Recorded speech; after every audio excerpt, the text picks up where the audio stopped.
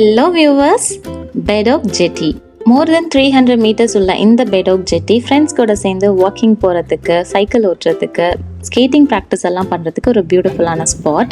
நிறைய பேர் ஈவினிங் ஜாலியாக ஒரு வாக் போயிட்டு ஜாகிங் எல்லாம் முடிச்சுட்டு இங்கே சன்செட் பார்த்துட்டு போவாங்க. இங்கே சன்செட் பார்க்குறது ரொம்ப அழகாக இருக்கும். பட் வழக்கம் போல் நம்ம இங்கே வந்ததுக்கான காரணம் ஃபிஷ்ஷிங் பண்ணுறதுக்கு தான். இன்றைக்கி இங்கேருந்து தான் எங்களோட ஃபிஷ்ஷிங் வீடியோ நீங்கள் பார்க்க போகிறீங்க. வணக்கம் and welcome to our channel நன்மை கடைப்பிடி. எங்கள் சேனல் உங்களுக்கு பிடிச்சிருக்கு, பட் நீங்கள் இன்னும் சப்ஸ்கிரைப் பண்ணல அப்படின்னா மறக்காமல் சப்ஸ்கிரைப் பண்ணிக்கோங்க. பக்கத்தில் இருக்க பெல் ஐக்கனையும் கிளிக் பண்ணிக்கோங்க. ஃபர்ஸ்ட் ஸ்பாட்டுக்கு வந்தோடனே நாங்கள் எடுத்துகிட்டு வந்திருந்த குட்டி டென்ட்டை செட் பண்ணிட்டோம். நெக்ஸ்ட் என் ஹஸ்பண்ட் ஃபிஷிங் ராட் செட் பண்ணுற வேலையெல்லாம் பார்த்துட்டு இருந்தாங்க. எனக்கு இந்த வேலை தெரியாது, ஆனால் செட் பண்ணி முடித்த உடனே ராடை வாங்கிட்டு போகிறதுக்கு தான் நான் குறியாக நின்றுட்டு இருப்பேன்.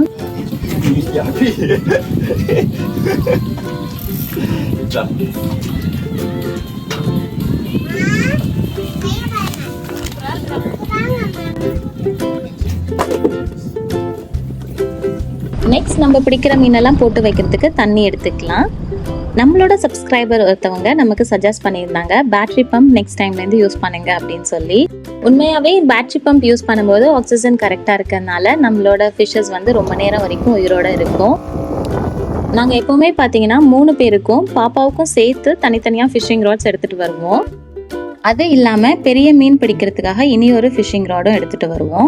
அதில் பெயிட் யூஸ் பண்ணி காஸ்ட் பண்ணி வச்சுட்டு நாங்கள் எடுத்துகிட்டு வந்த ஃபிஷ்ஷிங் ராட் வச்சு ஃபிஷ் பிடிச்சிட்ருக்கோம். அங்கே பார், எல்லா வித்தையும் கற்றுன ஒரு பெல்ட் வச்சிருக்காயா. இவன் ஒரு வித்தையும் கற்றுக்கிறாம 3 பெல்ட் கொண்டு போகிறாரு. இது எங்கே போய் முடிய போகுது தெரியலையே. நான் யூஸ் பண்ணிட்டு இருக்கிறது பார்த்தீங்கன்னா தம்பான் ரிக். இங்கே சிங்கப்பூரில் இதை வந்து தம்பான் ரிக்னு சொல்லுவாங்க. சபிக்கி ரிங்னு கூட சொல்றாங்க நம்ம ஊர்ல எல்லாம். இது வந்து பாத்தீங்கன்னா பெயிட் ஃபிஷஸ் பிடிக்கிறதுக்கு யூஸ் பண்ற ரிக். நம்ம வந்து பெரிய பெரிய மீன்லாம் பிடிக்கிறதுக்கு தீனியா யூஸ் பண்ணுவோம் இல்லையா, சின்ன மீன், அதெல்லாம் இந்த ரிக் யூஸ் பண்ணி தான் பிடிப்பாங்க.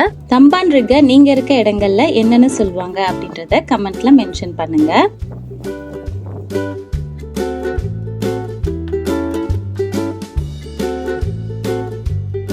இதுதான் அன்னைக்கு நாங்க பிடிச்ச ஃபர்ஸ்ட் ஃபிஷ். இதை வந்து தம்பான் ஃபிஷ்னு சொல்லுவாங்க. இதை வச்சு தான் நம்ம பெரிய மீன் பிடிக்க போகிறோம். இது ரொம்ப நேரம் வரைக்கும் தூண்டி முள்ளில் மாட்டினா கூட உயிரோடு இருக்கும்.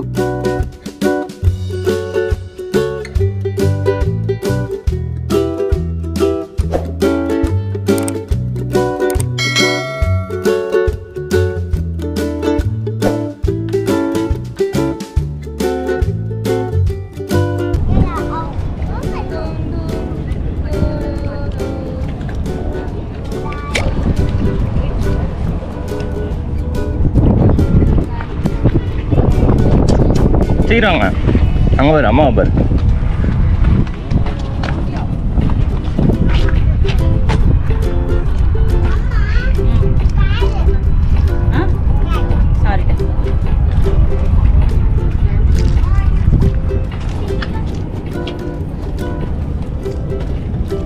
நான் வந்து ஒரு 2 ஃபிஷ் தான் பிடிச்சிருப்பேன். பாப்பாவுக்கு மீன் கிடைக்கலனே நீ ரொம்ப பேடுமா அப்படின்னு சொல்ல ஆரம்பிச்சிட்டா. அதனால அவளுக்கு நாங்கள் தம்பான் ரிக் எப்படி யூஸ் பண்ணோன்னு சொல்லி கொடுத்தோம். ஓகே ஓகே வெயிட் பண்ண. ஓகே லாக் பண்ணுங்க.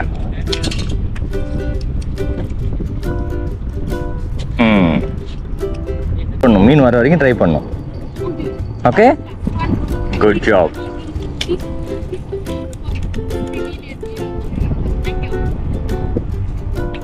போதும். க்ளோஸ், மெதுவாக க்ளோஸ் பண்ணுவோம்.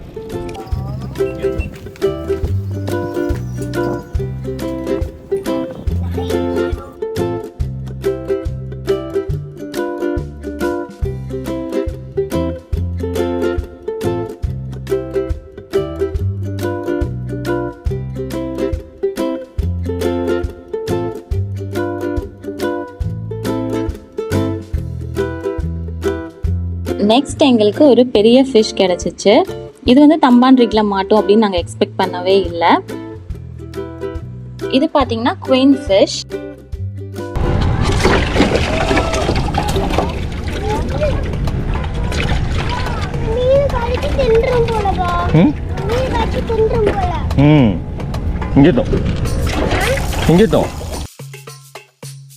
பிடிக்கலடா நீ, எதிர்த்து போய் பிடிடா.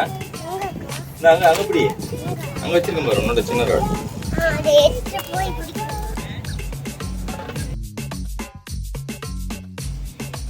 இதுக்கப்புறம் நம்ம கிட்ட இருக்க சின்ன மீனை வச்சு பெரிய மீன் பிடிக்க ட்ரை பண்ண போகிறோம். நம்ம வச்சிருக்க சின்ன மீன்களை பெயிட்டாக யூஸ் பண்ணிக்கணும். அதுக்கப்புறம் நல்ல லாங்காக இந்த லைனை வந்து காஸ்ட் பண்ணணும்.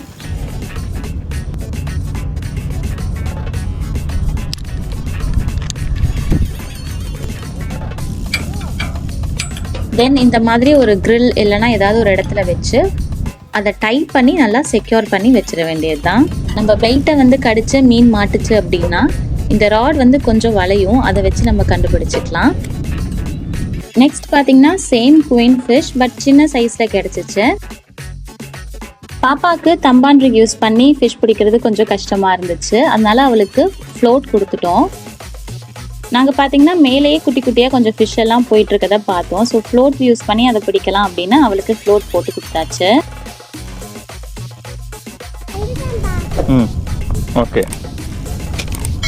முன்னாடி செட் பண்ண மாதிரி செட் பண்ணியிருக்கோம். ஓகே, அது உள்ளே போனால் எடுக்கலாம். ஓகேவா? ஓகேவா? நீ இதை பார்த்து அப்பப்போ வந்து பார்த்துட்டு இருக்கணும். ஓகே,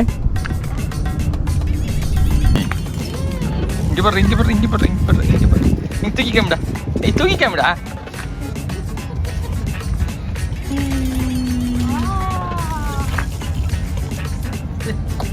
தூக்கிக்காமடா.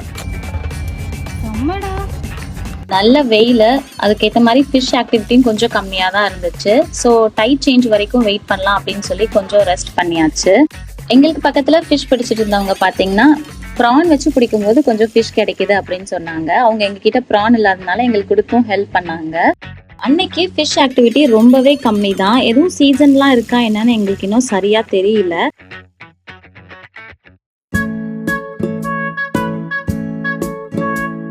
அவர் சொன்ன மாதிரியே ப்ரான் வச்சு பிடிக்கும்போது கொஞ்சம் ஃபிஷ்ஷஸ் எல்லாம் கிடைக்க ஆரம்பிச்சிச்சு.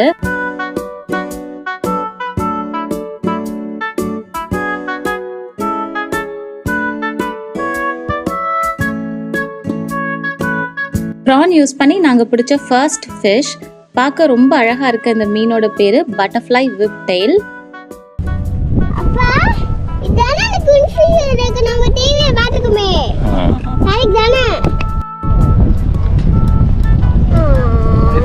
எடுத்து வச்சு தரேன்.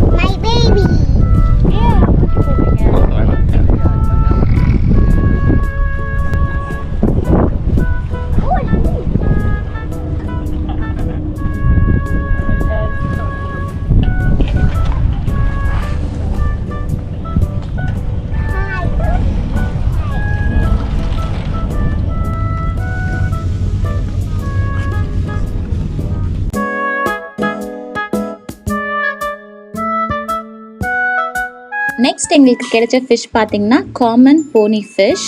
இந்த ஃபிஷ் பார்த்தீங்கன்னா தூண்டில மாட்டி நம்ம வெளில எடுத்ததும் ரொம்ப குவிக்காக இறந்துடக்கூடிய வெரைட்டி.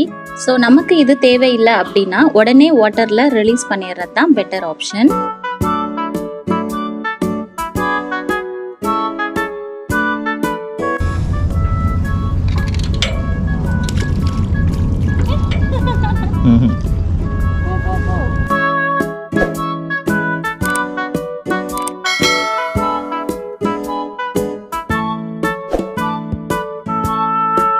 நெக்ஸ்ட் நமக்கு கிடைச்சதும் பட்டர்ஃப்ளை விப் டெயில் தான்.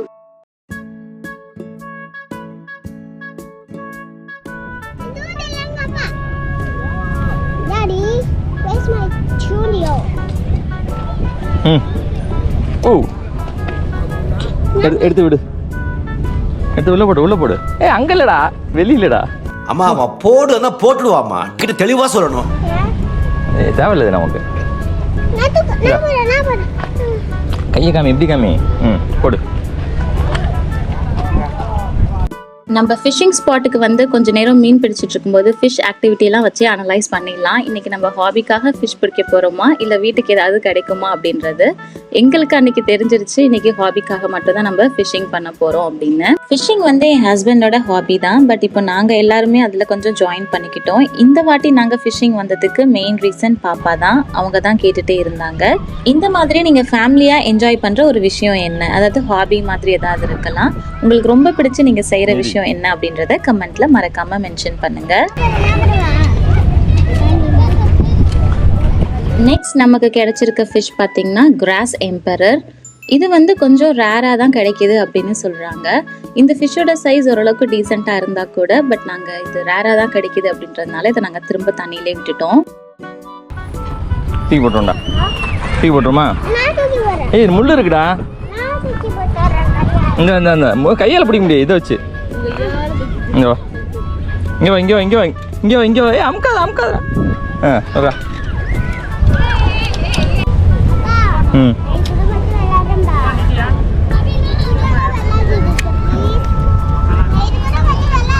நெக்ஸ்ட் கிடைச்ச ஃபிஷ் பார்த்தீங்கன்னா ஃப்ளாரிடா பாம்பானோ. இந்த ஃபிஷ் வந்து கொஞ்சம் பார்க்குறதுக்கு கோல்டன் பாம்ஃப்ரெட் மாதிரியே இருந்துச்சு.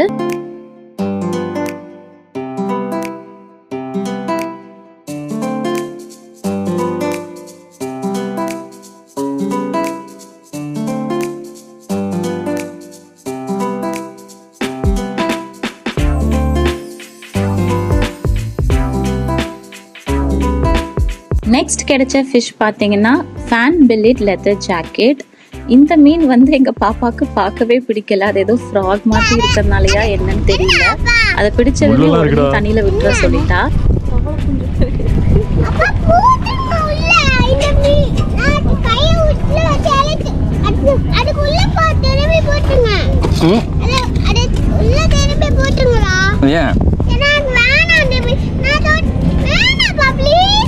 நல்லா இருக்குடா.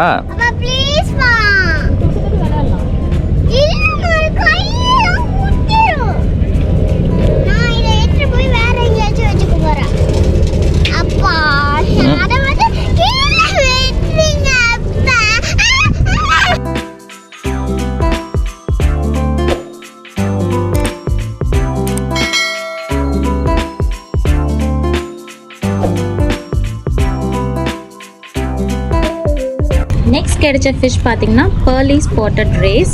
இது வந்து பேரட் ஃபிஷ்ஷோட கசின் நினைக்கிறேன். கொஞ்சம் பார்க்கறதுக்கு சிமிலராக தான் இருக்கு. இது இங்கே போடுறா.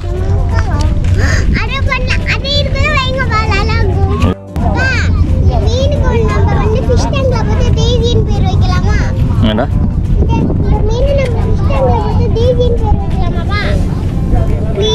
இந்த மீனோட பல்ல பத்தியா?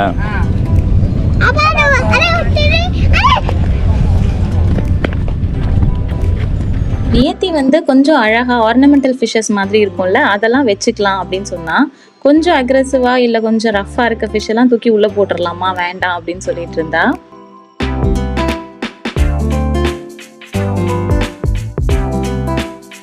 ஏடி அப்படியே பி அப்ப நான் டச் பண்ணி பார்க்கணும். நல்லா இருக்குமா? தொட்டு பாரு. அங்கே பாருங்க அவரு தராரு. யா thank you very much. தாங்கப்பா. நான் கையை விட்டு தண்ணிக்குள்ள போட்டுறேன். இல்ல வெளில கடல்ல தூக்கி போட்டது இதெல்லாம் தேவை. இதெல்லாம் நமக்கு யூஸ் இல்ல. ஏன் பாப்பா ஆல்வல் நம்ம வச்சுக்கலாம். வச்சு என்ன பண்ணுவ? சும்மா அது கூட விளையாடுவேன். செத்து போயிருமே. அப்பா ப்ளீஸ் பா. ப்ளீஸ் அங்க போட்டு. இங்கயா?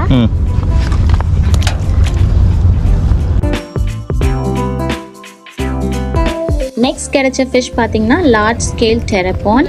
இந்த ஃபிஷ் பார்த்தீங்கன்னா கொஞ்சம் அக்ரெசிவான ஃபிஷ் தான்.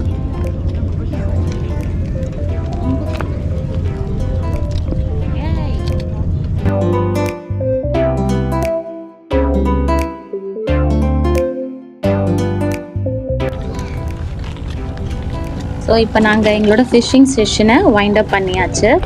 எல்லா ஃபிஷ்ஷுமே ஓரளவு உயிரோட தான் இருந்துச்சு. ஸோ எங்களுக்கு வேணுங்கிறத மட்டும் வச்சுட்டு மற்றதெல்லாம் நாங்கள் வாட்டர்லேயே ரிலீஸ் பண்ணிட்டோம். பக்கத்தில் இருந்த ஒரு சிலர் வந்து பெயிட்காக கொஞ்சம் ஃபிஷ்ஷஸ் கேட்டாங்க. அவங்களுக்கும் எங்ககிட்ட இருந்த ஃபிஷ்ஷை கொஞ்சம் கொடுத்தாச்சு.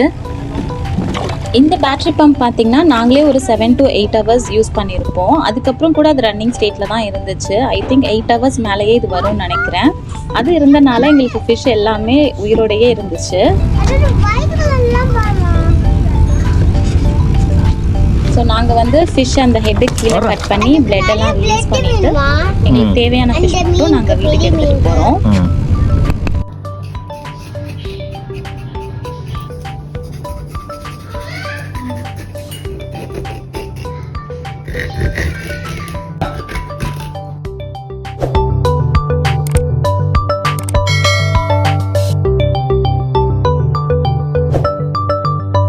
வீட்டுக்கு எடுத்துட்டு வந்ததும் ஃபிஷ் எல்லாம் க்ளீன் பண்ணிட்டு உடனே ஃப்ரை பண்றதுக்கான மசாலா போட்டாச்சு.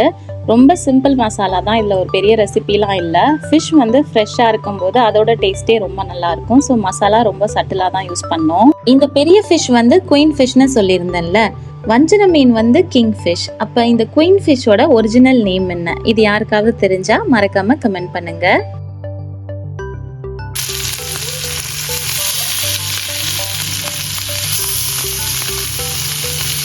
இந்த குயின் ஃபிஷ் இப்போதான் நாங்கள் ஃபர்ஸ்ட் டைம் சாப்பிட்டோம். கிங் ஃபிஷ்ஷுக்கு சளைச்சதே இல்லைங்க. இந்த குயின் ஃபிஷ் பயங்கர டேஸ்டியாக இருந்துச்சு. நாங்கள் வீட்டுக்கு எடுத்துகிட்டு வர வரைக்குமே இந்த ஃபிஷ் வந்து உயிரோட தானே இருந்துச்சு. ஸோ அதோட ஃப்ரெஷ்னஸும் இதோட டேஸ்ட்டுக்கு இன்னொரு ரீசன்னு சொல்லலாம். ஒன் டே ஃபுல்லாக ஸ்பெண்ட் பண்ணி இந்த 3 ஃபிஷ் தான் நாங்கள் வீட்டுக்கு எடுத்துகிட்டு வர மாதிரி கிடச்சிச்சு. ஃபிஷ்ஷிங் வந்து நம்ம எவ்வளோ பிளான் பண்ணி போனாலும், என்னென்ன ட்ரிக்ஸ் அண்ட் டெக்னிக்ஸ் கற்றுக்கிட்டு போனாலும் நம்ம நினச்ச மாதிரி எல்லா டைமும் அமையாது. அதுக்கு நிறைய டிஃப்ரெண்ட் ரீசன்ஸ் இருக்குது. Climate, fish activity, tide change, அந்த மாதிரி. இது ஒரு நல்ல ஹாபி. எங்களுக்கு ஃபேமிலியோட நல்லா டைம் ஸ்பெண்ட் பண்ணுறதுக்கு இது ஒரு பெட்டர் ஆப்ஷன். அதனால தான் எனக்கு ஃபிஷ்ஷிங் பர்சனலாக ரொம்ப பிடிக்கும்.